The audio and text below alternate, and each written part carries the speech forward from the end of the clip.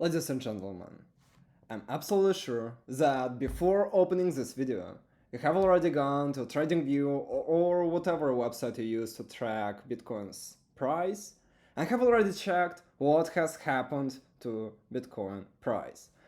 And I'm gonna tell you that today Bitcoin is not the main guest of our video. Today, I'd like to show you some absolute sensational stuff that you might not notice. So, and let's get started. As I've promised at the very beginning of the video, which is still the beginning of this video, I can't help but cover Bitcoin really slightly, but I promise it won't be really long. So, as you can see here, recently Bitcoin's price started to decline. And if we look at the major picture, we can see that Bitcoin is really tired. It's simply tired. As you can see, there was a really intense increase, then the price surged again. And then it started to stagnate. There was one more increase, but it wasn't as major as it has ever been. So, which is really curious. Moreover, I have already covered in more than one video that there is a really strong structure, really strong formation that prevents Bitcoin price from skyrocketing to its next goal, which is between $38,000 up to $44,000.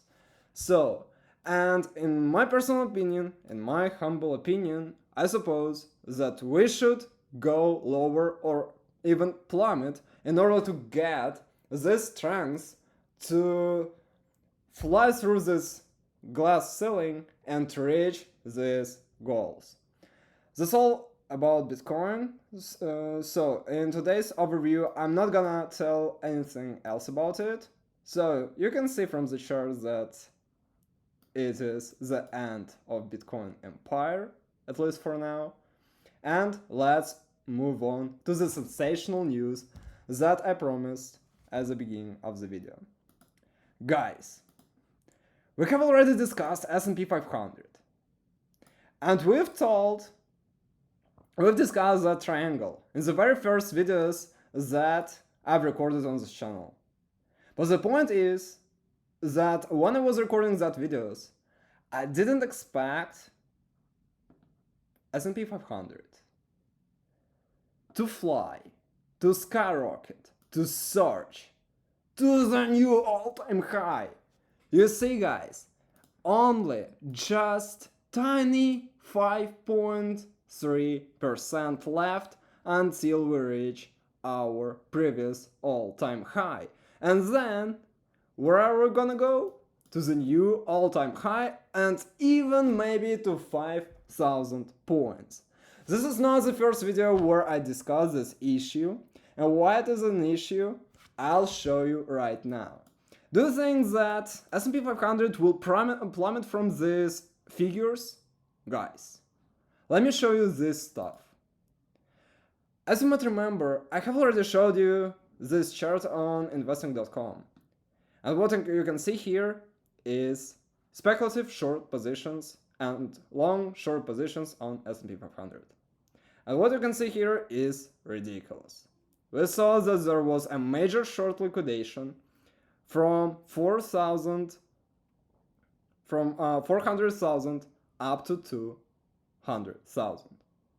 Then I thought, and maybe you thought also, that this figure will get closer and closer to zero. But what we can see here, guys, I can't believe my eyes. Neither I found right words to describe this situation. People have started to collect more and more speculative positions, shorts of course, on S&P 500. And what we're most likely to see is all these short liquidations. And if we liquidate all these people, we'll have enough fuel to go up to 5,000 points actually. I know that sounds ridiculous, but it is as it is. Then, let's look at Federal Reserve key interest rate. This is a crisis, not of 2020, this coronavirus. No, it's the crisis, guys, of 2008 real estate crisis.